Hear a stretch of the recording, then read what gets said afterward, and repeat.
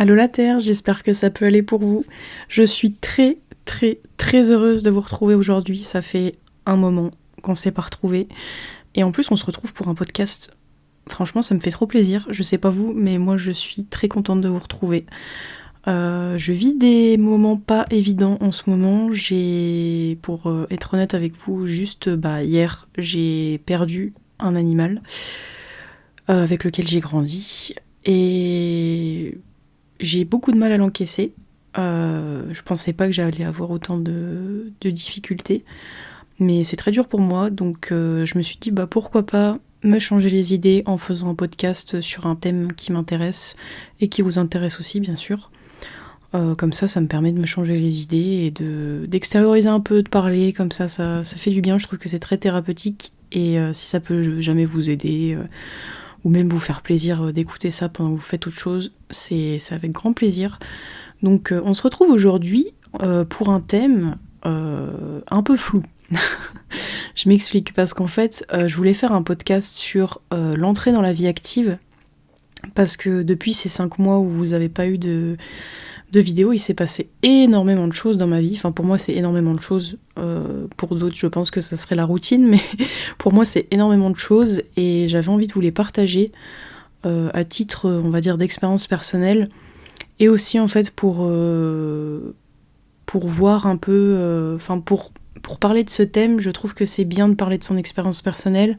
Ça peut aider, je pense, d'autres personnes qui se posent des questions sur ce thème-là, à oser se lancer, etc. Donc, pour ma part, je pense faire le podcast sur l'entrée dans la vie active, même si je pense que je vais pas faire comme d'habitude, où je vais répondre à des questions petit à petit, parce qu'en fait, j'ai pas eu énormément de questions sur ce thème-là. J'en ai eu une ou deux.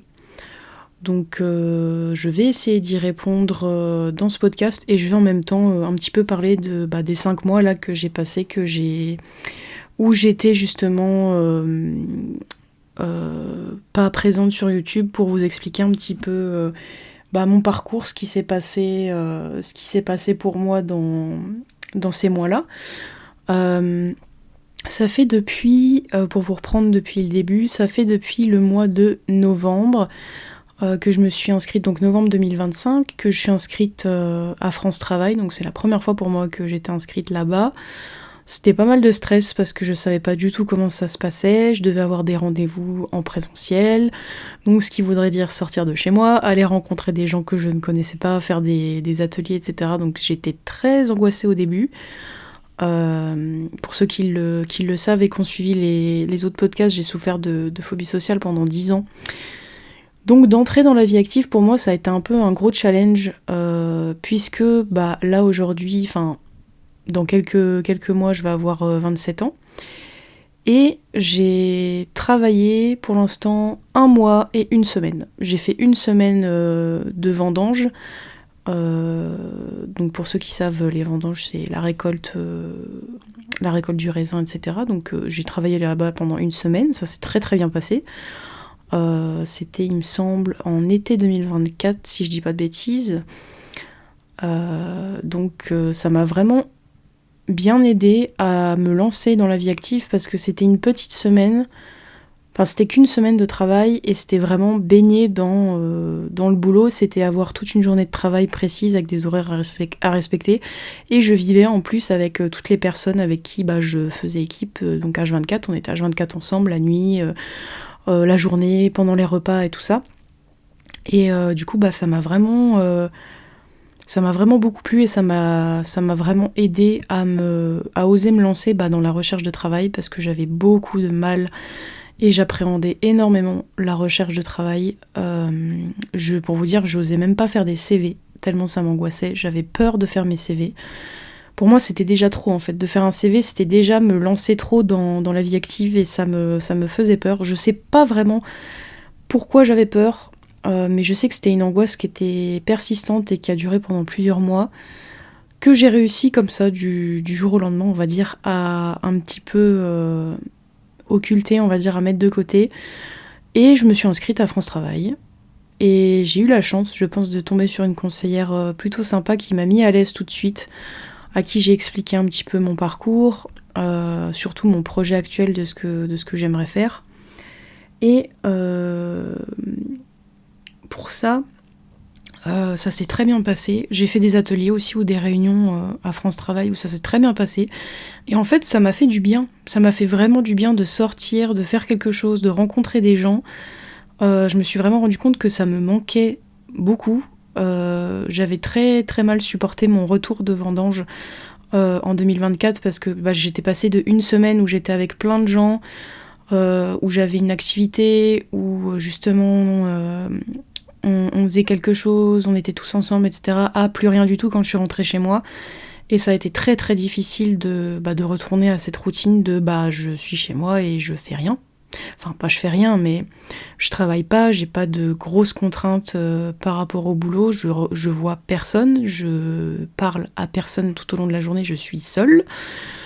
C'était très très difficile et je pense que c'est ça qui m'a poussée à vraiment me lancer dans ma confection de CV, de lettres de motivation et de tout simplement de m'inscrire à France Travail.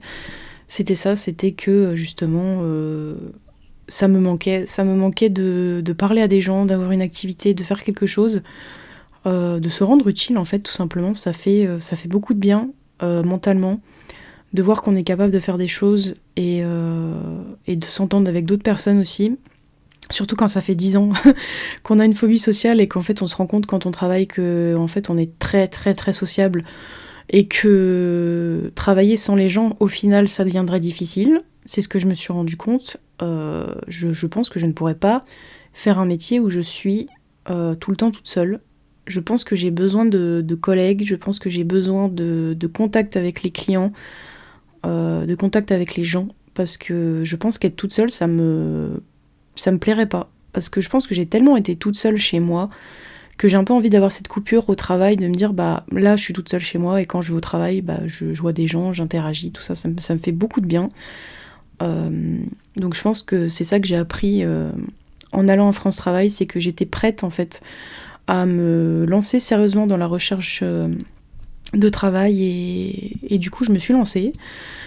Donc ça a mis du temps. Ça a mis du temps parce que je m'y mettais pas non plus à fond, je regardais pas non plus tous les jours les annonces, etc. Même si je regardais quand même très souvent et que j'étais connectée sur toutes les alertes possibles au niveau des mails, etc. pour pouvoir recevoir des informations pour le boulot. Et j'ai vu ce que c'était que d'envoyer des CV, de postuler à des offres et de n'avoir aucune réponse ou d'avoir des réponses négatives. J'ai vu ce que c'était que de se prendre ça dans le visage en fait, en mode c'est pas parce qu'on veut, c'est pas parce qu'on a l'envie de travailler qu'on va forcément trouver tout de suite un travail. Loin de là, c'est très compliqué et du coup ça fait de la peine parce qu'on se dit mais j'ai envie de travailler, je suis de bonne volonté, je veux vraiment travailler, je suis prête, ça y est, enfin, après autant d'années, je suis prête, et en fait, c'est le monde du travail qui n'a pas besoin ou ne veut pas de moi, en fait, et c'est ça qui est difficile à prendre un peu en compte, c'est que c'est pas toujours simple, loin de là, et que du coup, j'ai cherché du travail de novembre à, je dirais peut-être fin janvier, début février. J'avais aucune réponse. Soit j'avais aucune réponse à ce que j'envoyais, soit j'avais des réponses négatives. J'ai postulé un peu partout, mais quand même majoritairement dans la restauration, parce que je sais que c'est là où ça prend le plus facilement. J'avais besoin d'une expérience professionnelle, peu importe laquelle c'était, je voulais vraiment me lancer dans quelque chose et voir comment ça allait se passer. Et début février, milieu février, j'ai eu une réponse. Et j'ai eu un entretien en fait, j'ai eu un mail, je pense que c'était un soir, il était 20h du soir, je reçois un mail qui me dit « votre profil nous intéresse, est-ce que vous êtes dispo pour un entretien le lendemain ?» Donc déjà, un petit stress parce que c'était directement le lendemain que je passais l'entretien, c'était mon premier entretien d'embauche, ça aussi c'était un stress. Mais j'avais hâte en même temps, je me suis dit mais ça y est, enfin, il y a une étape de plus qui est passée, je vais passer un entretien d'embauche, c'est l'étape d'après, pour moi je trouvais ça tellement cool. Je me suis dit mais même si j'ai peur, en fait j'ai plus hâte de le passer et de voir ce que ça donne que peur en fait. Et je vais pas trop développer parce que j'ai envie de rester professionnelle là-dessus et surtout que c'est un peu ma vie privée et la vie privée des personnes avec qui j'ai travaillé. Mais pour faire simple, donc j'ai eu un entretien d'embauche dans une chaîne de restauration rapide. L'entretien s'est super bien passé, il a duré 1 heure. De base, en fait, ça devait durer 30 minutes, mais ça a duré 1 heure. Je me suis super bien entendue avec la personne à qui j'ai passé l'entretien. Et en fait, tout simplement, à la fin de l'entretien, la personne m'a dit c'est bon, genre ton profil m'intéresse vraiment, je t'engage, je remplis les papiers et on va faire en sorte que tu puisses être embauché, etc. Donc c'était pour un CDI en 25 heures, donc en temps partiel. Mais pour ceux qui ont travaillé en restauration rapide, vous savez que déjà rien qu'un temps partiel, c'est compliqué, c'est difficile. Même ceux qui sont en temps complet, c'est très très difficile de tenir dans cet univers-là parce que c'est beaucoup de travail, beaucoup de pression et on est sans arrêt à fond en fait, on est sans arrêt rapide, donc c'est très très difficile sur le long terme. Mais j'étais prête, j'avais très très envie de me lancer là-dedans et surtout j'en revenais pas quand la personne m'a dit à la fin de l'entretien, en fait ça y est, c'est bon, ton profil il m'intéresse, je veux travailler avec toi, je veux que tu rentres dans l'équipe et tout ça. Elle m'a dit bienvenue chez nous. Je suis en mode, ça veut dire que je vais travailler. Genre là, dans les semaines à venir, j'ai un travail. Je vais pouvoir avoir une expérience professionnelle. Pour moi, j'en revenais pas. C'était un truc de dingue. J'étais très très fière de moi. Ah oui, aussi, faut que je vous dise aussi, parce que ça, j'ai oublié. C'était pas mon premier entretien. J'en avais passé un autre aussi dans une chaîne de restauration rapide. Qui n'avait pas donné grand chose et du coup là c'était mon deuxième entretien et ça s'était très bien passé, même le premier entretien en vrai c'était bien passé même si ça a rien donné. J'étais déjà très contente de me rendre jusqu'à l'étape entretien on va dire et en fait pour ce deuxième entretien ça s'est vraiment bien passé et j'ai été prise directement après mon entretien. Donc, tout ce qui est paperasse, tout ça, parce qu'on ne peut pas être embauché tout de suite, il y a tout ce qui est tâches administratives, papiers à faire avec la RH, etc. Donc, j'ai été embauchée au bout de 2 semaines, si je dis pas de bêtises. Et j'avais donc mes premières journées, il me semble que mes premières journées, c'était des journées assez courtes, parce que justement, c'était pour que je sois formée et que je vois un peu comment c'était. Donc j'ai été formée, j'ai rencontré mes collègues et j'ai eu vraiment beaucoup de chance parce que je suis tombée dans un endroit où j'ai rencontré des gens incroyables, vraiment. Je pensais pas que ça allait être possible quand je vois mon parcours scolaire, quand je vois les gens sur qui j'étais tombée, que ce soit au collège ou au lycée, je me suis dit mais dans le monde du travail ça doit être pire encore, ça va être compliqué, va y avoir des gens avec qui je vais pas m'entendre ou peut-être je vais être dans mon coin. Mais en fait non, pas du tout. J'ai rencontré des gens incroyables qui viennent d'univers totalement différents parce que ce qu'il y a de bien dans la restauration rapide c'est que vraiment vous pouvez rencontrer tout type de personnes. Soit des étudiants, soit des gens qui sont là depuis longtemps. Et franchement, c'est super enrichissant parce qu'on peut vraiment rencontrer énormément de personnes différentes et ça m'a fait vraiment beaucoup de bien parce que j'ai gardé contact avec beaucoup de mes collègues et j'ai rencontré des personnes formidables. Voilà. Donc ça m'a fait vraiment beaucoup de bien de rencontrer des gens comme ça. Je pensais pas que j'allais rencontrer des personnes aussi chaleureuses, aussi bienveillantes. Franchement, ça m'a un peu étonnée d'ailleurs. Après, ce qu'on entend du monde du travail, il y a tout et rien. Hein. Je pense que je fais une généralité. J'avais déjà entendu du négatif par rapport aux collègues dans le monde du travail. Mais là, franchement, j'ai eu beaucoup de chance. J'ai rencontré des gens géniaux avec qui je resterai en contact. Et comme ils habitent tous dans la même ville que moi, pour la plupart, ça me dérange pas de les voir en dehors du travail parce qu'ils sont vraiment super cool. Voilà, donc je suis très heureuse d'avoir pu avoir l'opportunité de rencontrer ces personnes-là et d'avoir été formée. Tout ce qui est dans la restauration rapide, en général, c'est une formation accélérée. J'ai appris à tout faire le temps que je suis restée parce que oui, spoiler alerte, je ne suis pas restée. C'est ça le bilan. J'ai été embauchée donc milieu février. ou fin février, je crois que c'était fin février. Ouais, j'ai été embauchée fin février et je suis restée 1 mois.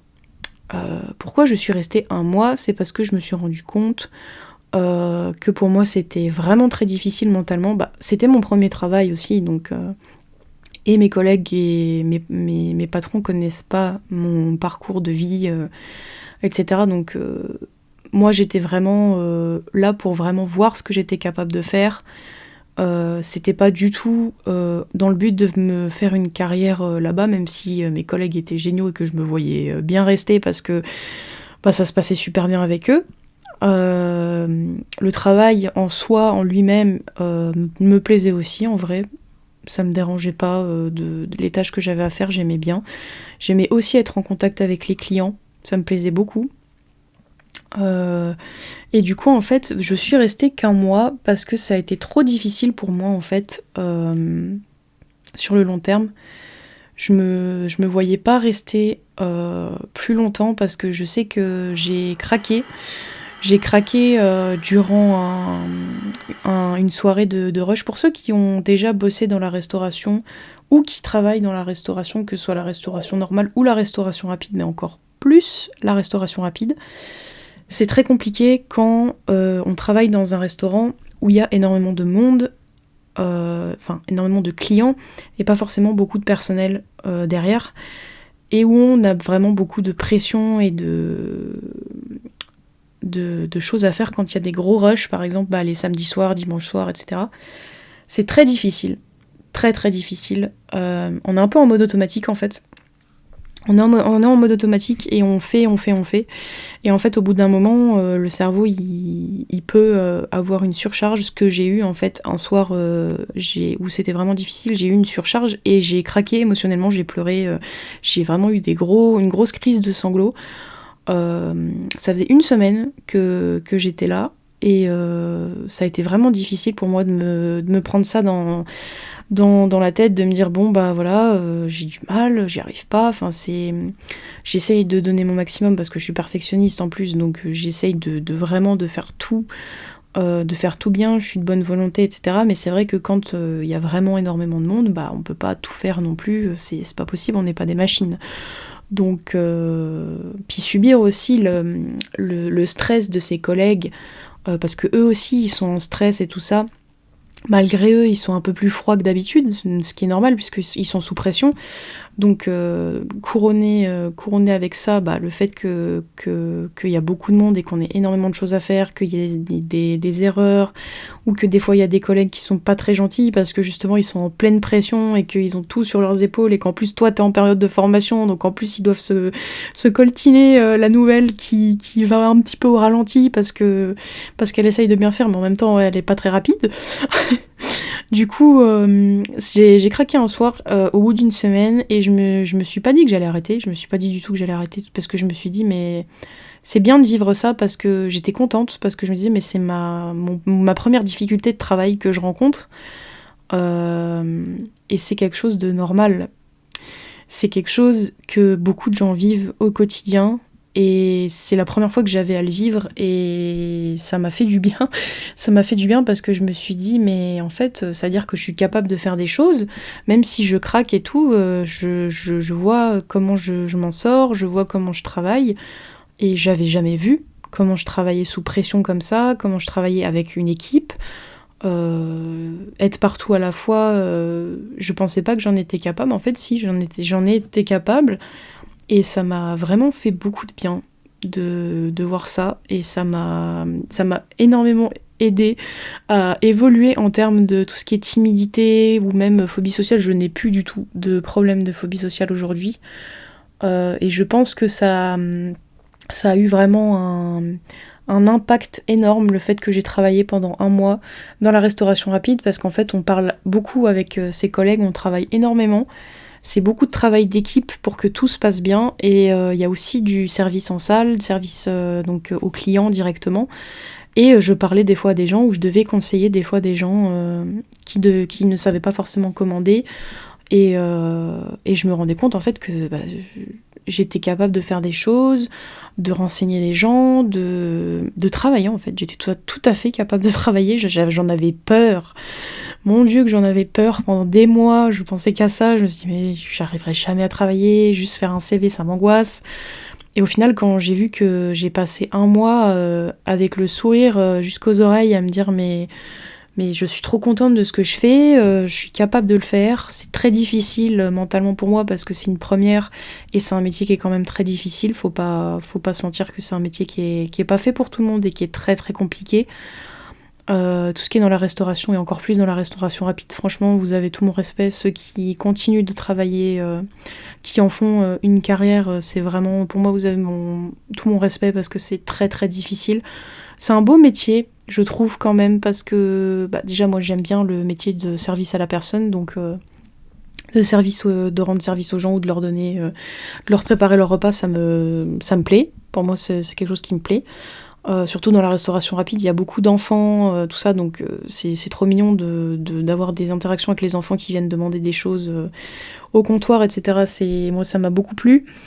Et je pense que j'ai appris énormément, mais j'ai pas réussi à tenir plus qu'un mois parce que je voyais que mon état mental en fait était en train de se dégrader parce qu'en fait à vouloir trop bien faire, j'ai vraiment négligé mon sommeil, j'ai négligé beaucoup de choses dans ma vie personnelle pendant ce mois-là. Et au bout d'un moment, j'étais plus capable. En fait, j'ai eu un arrêt maladie parce que j'étais au bout, en fait. Et j'avais jamais ressenti ça.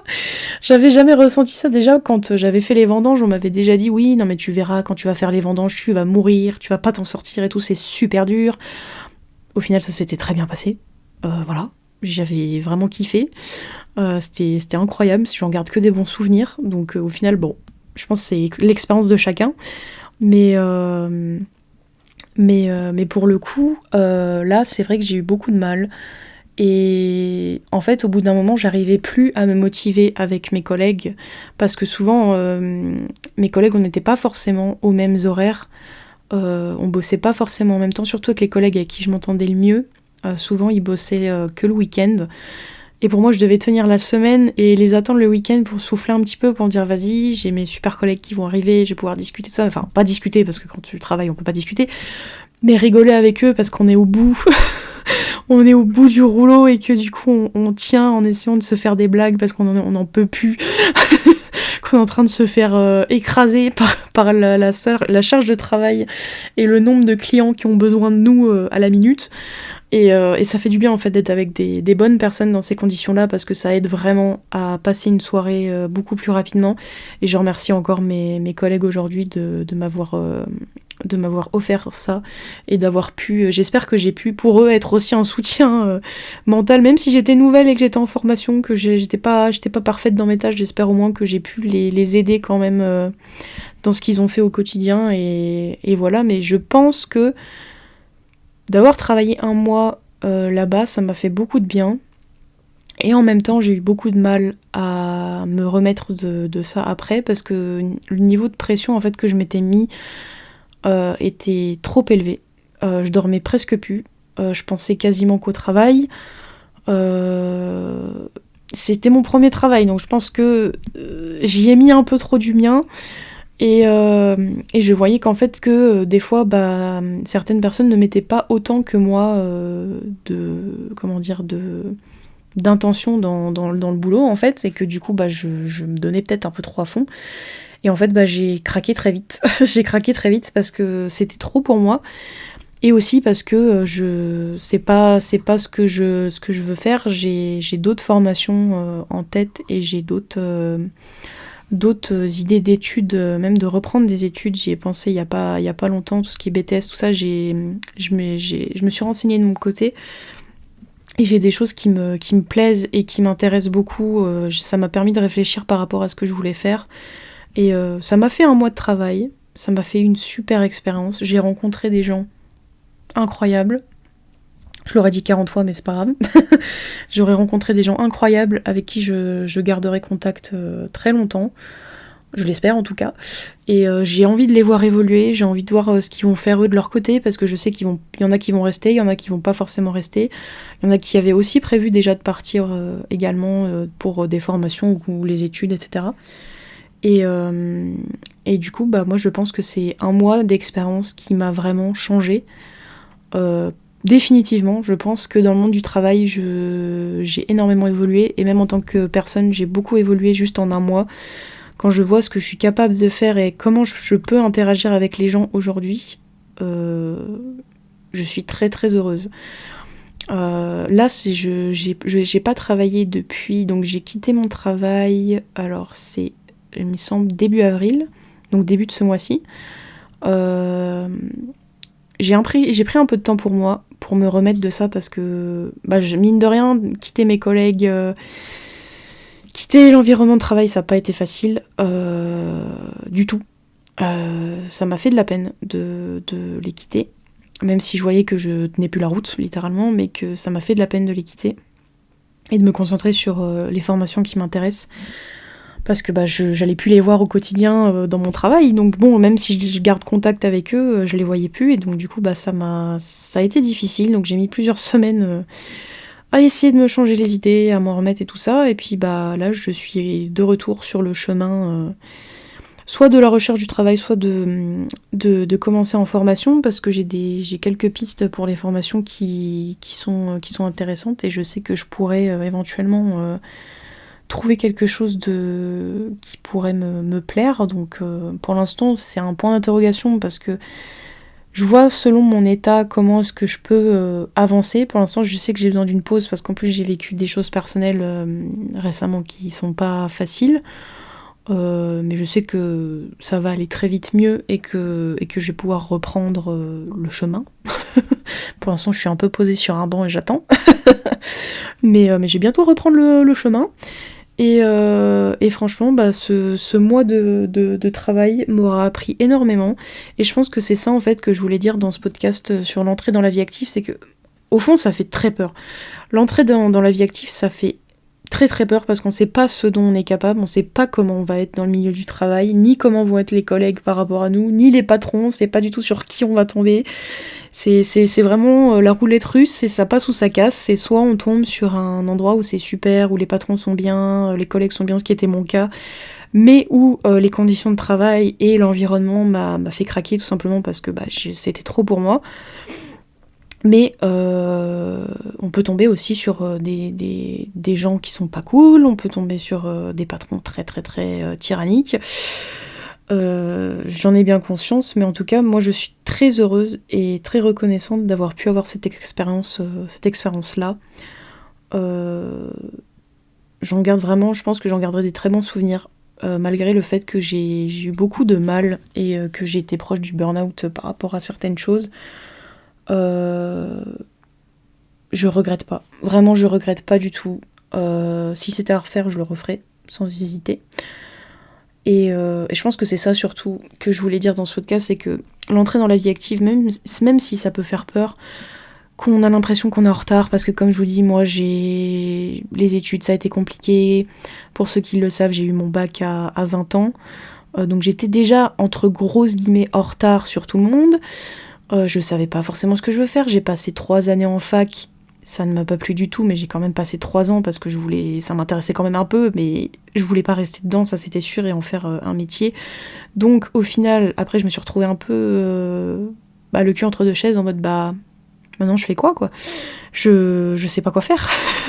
Et du coup je me suis lancée un petit peu à droite à gauche dans des trucs au pif, en espérant être prise, et au final ça a marché, et j'ai réussi à avoir des expériences qui m'ont appris beaucoup de choses sur moi, sur ce que j'attends en fait de mon futur travail, et donc ça m'aide énormément en fait à savoir un peu plus où je vais en termes d'études, de formation.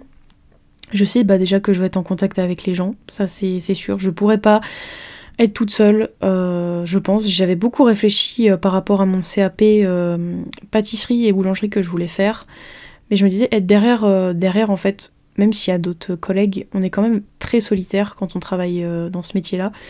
Et je sais pas en fait si sur la durée je serais capable d'être aussi seule. C'est pour ça que je réfléchis. Franchement, là j'ai une grosse remise en question de toute ma vie, de ce que je veux faire plus tard. Et je me ferme aucune porte. Peut-être que je retournerai dans la restauration rapide, me faire une autre expérience, ou pas. Peut-être que je vais me lancer dans une formation ou dans des nouvelles études. Je sais pas encore. Je me ferme aucune porte. Je me ferme aucune porte et j'espère que ça se passera bien.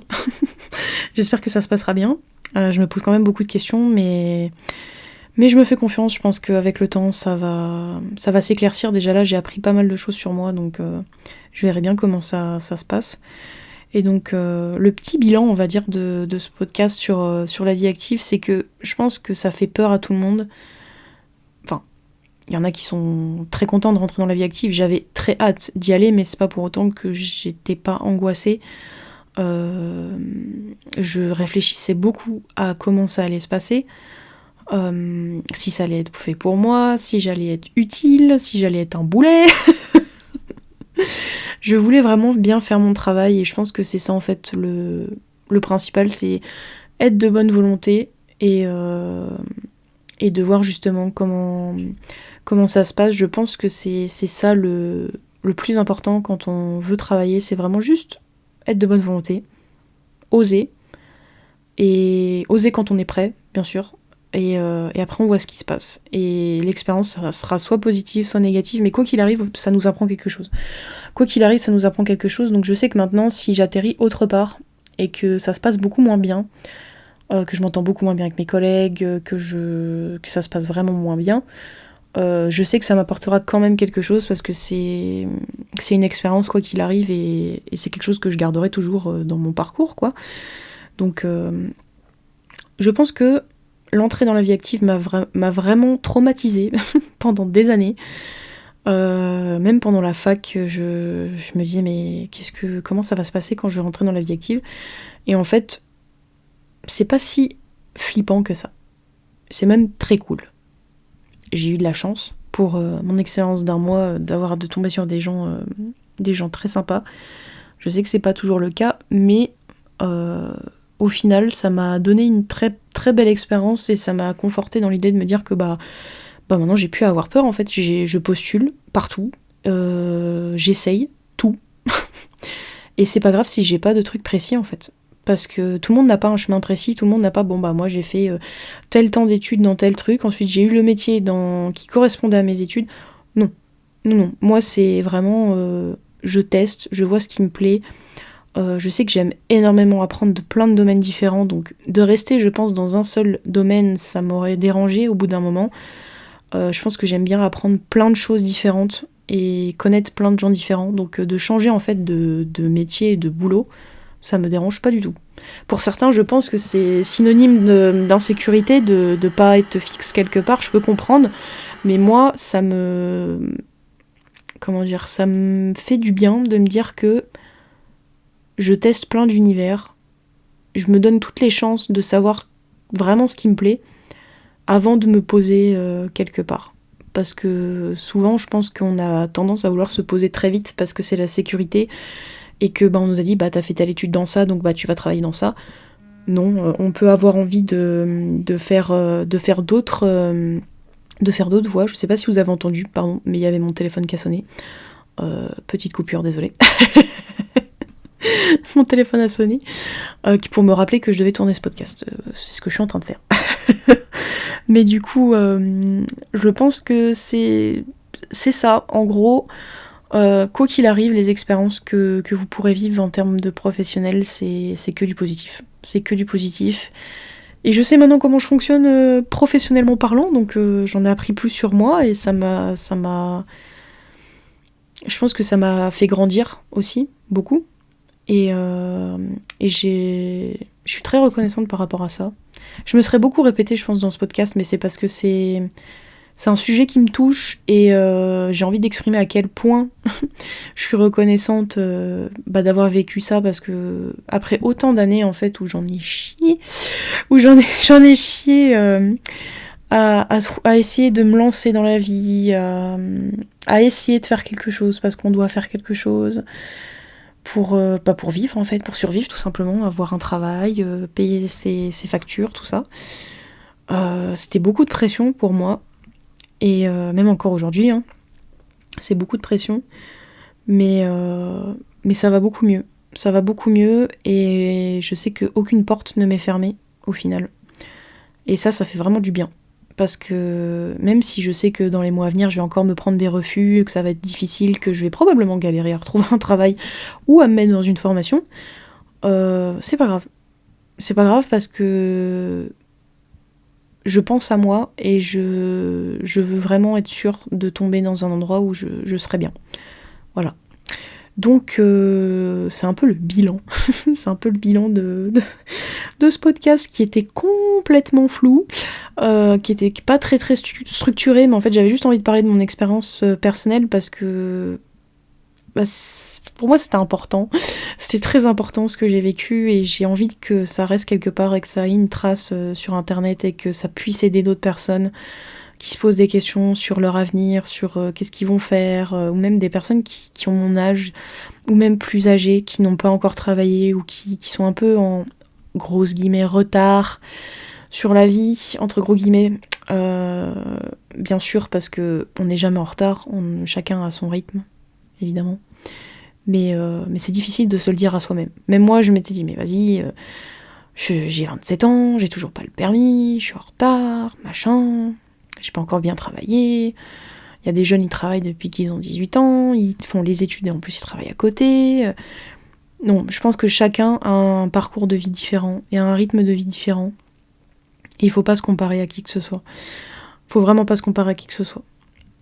Pour finir ce podcast, je pense que je vais répondre enfin aux deux questions que j'ai reçues de mes amis. C'est de 2 personnes que j'ai rencontrées il y a pas longtemps. Ça aussi, pendant les débuts de mois de cette année, j'ai rencontré beaucoup de nouvelles personnes dans ma vie, qui me font beaucoup de bien. J'espère leur apporter aussi du positif, mais c'est des gens vraiment géniaux. Je suis très contente, très très reconnaissante de les avoir avec moi. Et du coup, en fait, c'est ces 2 personnes-là qui m'ont posé des questions. Et du coup, donc, la première question que j'ai eue, c'était pourquoi est-ce que j'ai eu l'envie de faire ce thème-là pour le podcast-là. Tout simplement parce que ça a été un grand sujet pour moi, le boulot. L'entrée dans la vie active, ça a été un très très grand sujet. Ça a été un très grand sujet pour mes proches aussi et ceux qui ne me connaissent pas forcément trop bien. Mais c'est vrai qu'on a tendance souvent à donner des conseils aux personnes qui ne travaillent pas ou qui sont en recherche alors qu'en fait, il n'y a que eux qui peuvent savoir qu'est-ce qu'ils ont envie de faire et quand ils vont pouvoir le faire. Donc bien sûr, on a souvent des critiques, on dit dire c'est quand que tu vas travailler, tu comptes jamais avoir ton permis. On a tous connu quelqu'un qui nous balance ce genre de questions alors qu'il ne sait absolument pas ce qui se passe dans notre vie et qui imagine que elle doit se plaire comme ça à rien faire chez elle, à attendre. Non. Non, ça ne me plaît pas de rester chez moi enfermée toute la journée à ne parler à personne et à dépendre de d'autres personnes pour vivre ou de dépendre de certaines choses pour pouvoir avancer. Non, ça me plaît pas. C'est une énorme contrainte parce que je n'ai pas le choix de faire certaines choses. Mais je me complais pas là-dedans. Je suis pas en mode c'est bon, je fais rien, je suis bien, je suis tranquille. Je me pose pas de questions, je laisse couler, on verra bien si plus tard je trouve quelque chose. Non, c'est un sujet que je me pose en permanence par rapport à ce que je veux faire plus tard. Je sais que je mets un peu plus de temps que les autres à faire certaines choses, au vu de mon passé et de mon parcours, etc. Mais je m'en fiche. Je m'en fiche de ce qu'on peut me dire. Mais t'as toujours pas le permis. Mais y en a, ils travaillent depuis qu'ils ont 18 ans. Ils font les études en même temps. Toi, t'arrives même pas à sortir de chez toi. Voilà, faudrait peut-être trouver un travail quand même au bout d'un moment. Je cherche, hein. Je cherche un travail. C'est pas que j'en veux pas. C'est juste que j'ai mis beaucoup de temps à me lancer. Parce que justement, quand on se prend ce genre de réflexion dans la tronche, ça aide pas forcément à oser se lancer parce qu'on se dit mais ça se trouve dans le milieu du travail je vais être jugée comme ça aussi en mode j'ai pas d'expérience, ça va peut-être mal se passer parce que justement j'aurai pas le permis, etc. Enfin, je me pose déjà moi-même toutes ces questions. Je pense qu'on est la meilleure personne pour se conseiller sur notre avenir. Oui, on peut recevoir des conseils d'autres personnes. Évidemment, il y a des formations, il y a des conseillers d'orientation, etc. Enfin, là, je parle pour le lycée et le collège, même si, c'est pas vraiment un exemple pour moi de bons conseils d'orientation, puisque, au final, voilà, j'en pense pas trop du bien. au vu de ce que j'ai vécu, encore une fois, c'est pas une généralité, c'est juste que j'ai vécu, mais je pense qu'il y a des gens qui sont très compétents pour donner des conseils par rapport à l'orientation. Mais je pense qu'on est soi-même capable de savoir ce qu'on veut faire plus tard. Et c'est le plus important en fait, c'est de nous-mêmes de savoir où est-ce qu'on veut aller. Pas d'aller là où les autres ils ont envie qu'on aille parce qu'on doit correspondre à un schéma, à des statistiques, parce que un tel il travaille depuis tel âge et du coup je dois faire pareil. Un tel il a déjà son permis, il a déjà une voiture, du coup je dois être au même niveau parce que sinon je suis à la traîne. Non, on a le temps. Tout le monde a un mode de vie différent, tout le monde a un milieu social différent. Il y en a qui avaient déjà une voiture avant même d'avoir le permis, il y en a qui n'auront probablement peut-être jamais de voiture, ou qui vont galérer à en avoir une, ou même galérer à avoir le permis.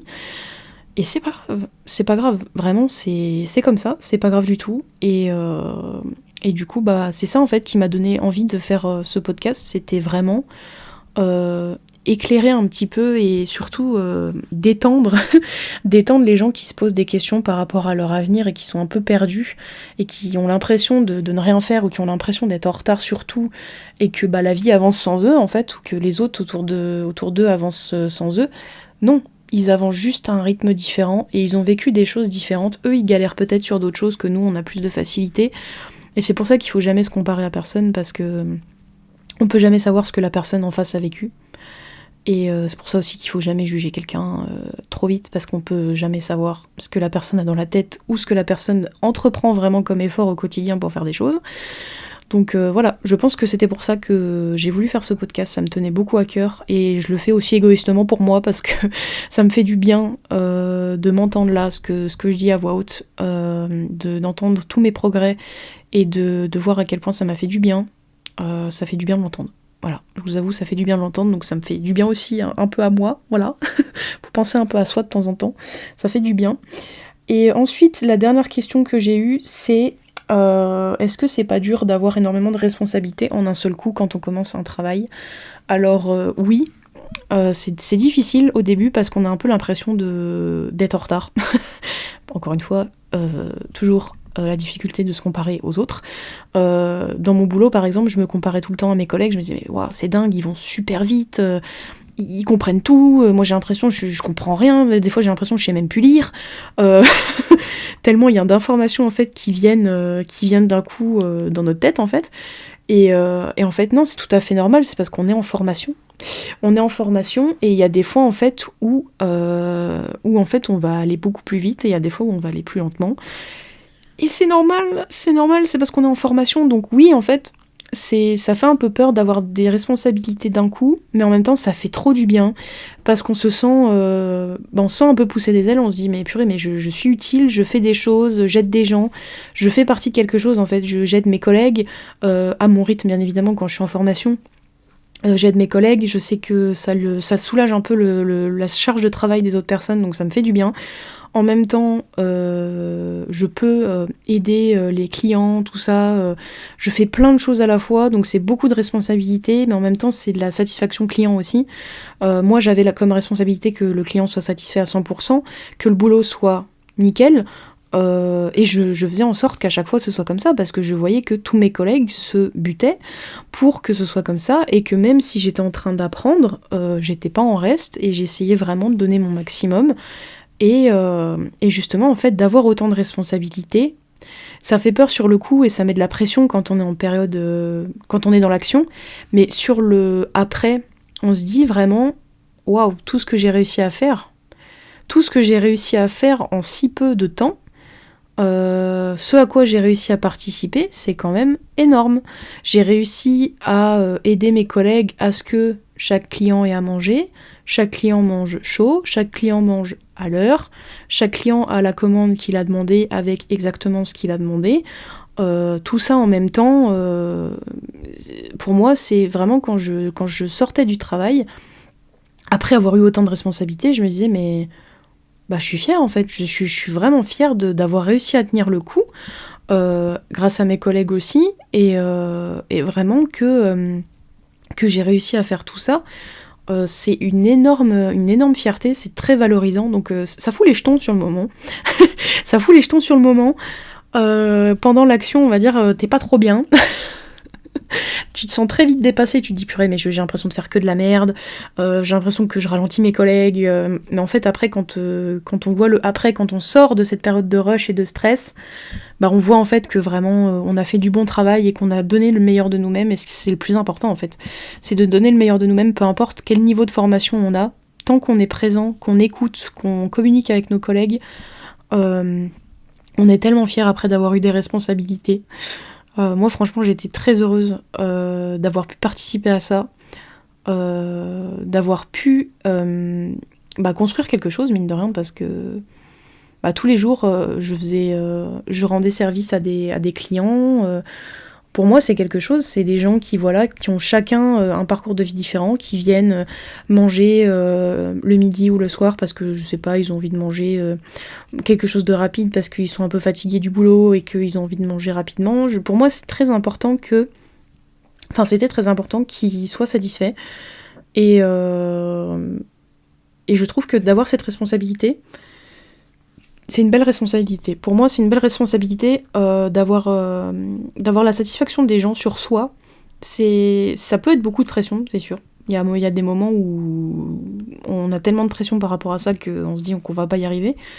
Mais le après, en fait, quand on se rend compte de tout ce qu'on a fait pour les autres et de tout ce à quoi on a contribué, c'est une fierté énorme. Donc je pense que c'est avec ça que je répondrai à la question, c'est que oui, ça fait peur d'avoir des responsabilités aussi importantes au début, mais la récompense derrière, elle est énorme. La récompense derrière, elle est énorme et il faut surtout pas la négliger. Il faut vraiment se rendre compte de ce qu'on a été capable de faire, que ce soit tout seul ou avec ses collègues, et faut vraiment pas perdre ça de vue parce que c'est hyper motivant et c'est hyper valorisant en tant que, personnellement, dans le niveau professionnel, c'est hyper valorisant de se dire j'ai été capable de faire tout ça en un temps record. Là-dessus, je me suis améliorée, je bosse plus rapidement, là ça va mieux. Avec des collègues, je m'entends super bien et on travaille vraiment bien ensemble. Avec d'autres, ça se passe un peu moins bien, ou on communique pas parce qu'on s'entend pas forcément bien et du coup c'est un peu plus compliqué, mais on y arrive quand même. Voilà, donc je pense que je dirais ça. Donc ça va être tout pour ce podcast. Il est parti un petit peu dans tous les sens, mais je pense que c'est comme ça que je fonctionne et vous en avez l'habitude maintenant. Donc j'espère que ça vous aura plu. Et j'ai déjà le thème du prochain podcast de prévu.